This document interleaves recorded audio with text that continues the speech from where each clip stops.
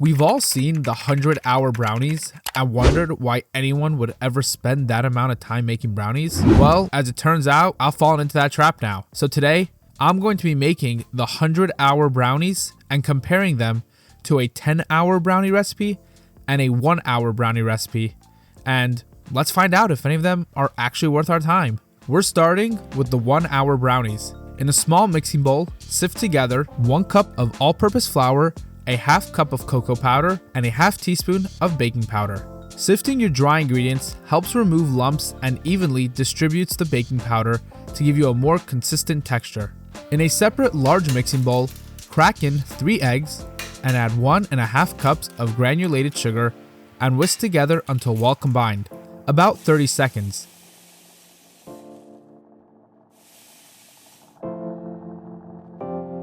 Then add a half teaspoon of salt and 1.5 sticks of melted unsalted butter. Whisk gently to avoid scrambling the eggs. Alternatively, and probably better, drizzle in the butter slowly while whisking for a safer approach. Just keep an eye out because whisking melted butter into eggs too quickly can cook them. Slow incorporation keeps your batter smooth and creamy. Now add your sifted dry ingredients to the egg mixture and fold them in with a spatula until fully combined. If you're a brownie lover like me, drop a like on this video so others can find it as well. Add a half cup of semi-sweet chocolate chips and mix until incorporated.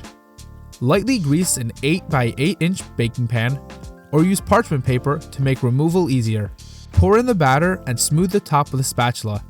Trust me, using parchment paper is the way to go. Keep in mind, fudgy brownies have a higher fat to flour ratio and shorter bake time, so over baking them dries them out and turns them cakey. Bake at 350 degrees for 20 to 25 minutes. Remember, we're going for fudgy brownies, not cake. While those are baking, let's get started on our 10-hour brownie recipe. In a small saucepan over medium heat, melt 1 cup or 2 sticks of unsalted butter until it turns golden brown. Browning butter adds a deep, nutty flavor thanks to the caramelization of the milk solids.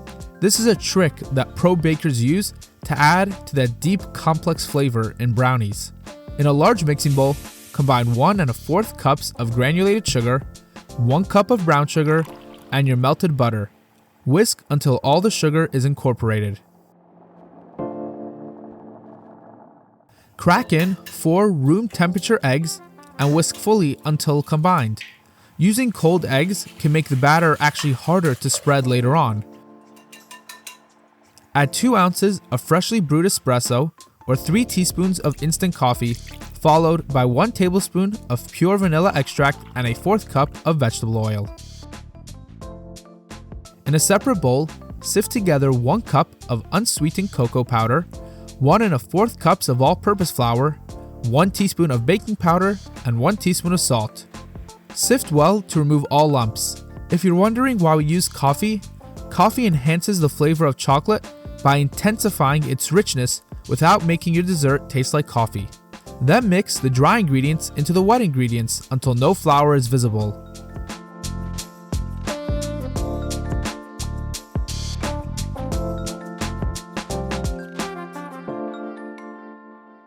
Then over on a cutting board, chop 6 ounces of semi-sweet chocolate and 4 ounces of milk chocolate, or use 10 ounces of whatever chocolate you have, including chips.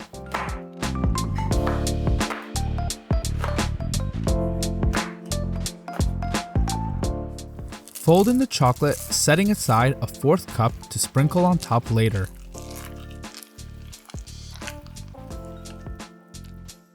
Line an 8x12 inch pan with parchment paper or grease it. Then pour in the batter and smooth the top and sprinkle the reserved chocolate over it. If you learned something new so far in this video, make sure to subscribe so you don't miss the future videos coming out. Quick thing to note here, by keeping the brownies in the fridge for 8 hours, allows the flour to fully hydrate and the fats to firm up, improving the final texture and flavor development. Cover the pan and refrigerate for 8 hours. After that, bake at 350 degrees for 35 to 40 minutes. Now for the star, the 100-hour brownies.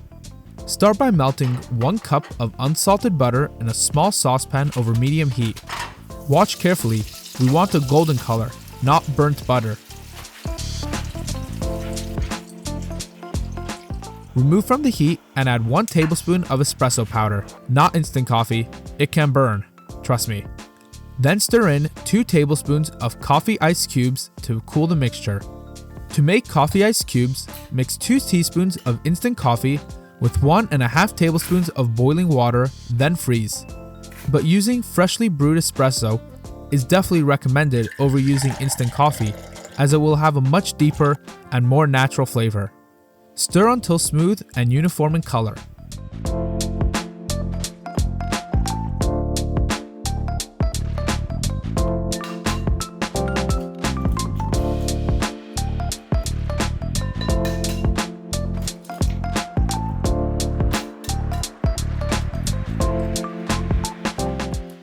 In a separate large mixing bowl, crack in 4 large eggs.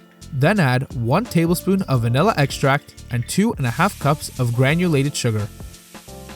Use a hand mixer on low speed until the mixture is light and fluffy. Mixing eggs and sugar until light and fluffy incorporates air, giving your brownies a delicate but chewy bite. Sift in a half cup of cocoa powder and 1 tablespoon of espresso powder. Then mix to combine. Let me know in the comments, do you prefer 1 hour brownies, or would you rather wait 100 hours and make the perfect brownie? Add your cooled butter mixture and stir until completely homogeneous.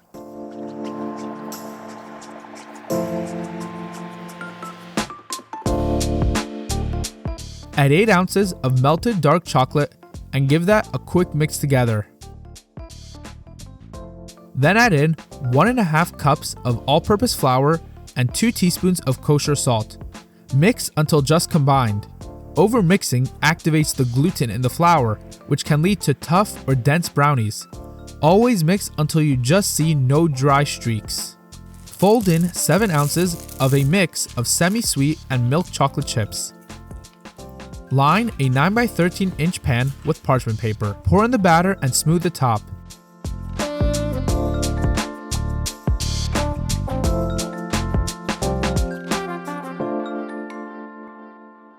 Then take the final 6 ounces of dark chocolate chunks and sprinkle them over the top. Cover with plastic wrap and refrigerate for 72 hours. After 3 days, bake at 350 degrees for 30 minutes. Then immediately cover with foil and place back in the freezer for 30 minutes. And finally, transfer to the fridge and let it rest for 24 hours before serving. That final chill firms up the fats and lets the flavors mature. The result? A dense, gooey brownie with deep, rich notes. And that right there is the 1 hour versus 10 hour versus 100 hour brownie showdown. After trying all 3, here's the verdict. They all taste great, but honestly, the 100 hour brownie isn't significantly better than the 10 hour one. So for me, the 10 hour brownie is the winner. It's easier, more practical, and if you prep it the night before, the fridge does all the work. If you enjoyed this video, check out this one on the 6 most common mistakes people make when baking brownies. Enjoy!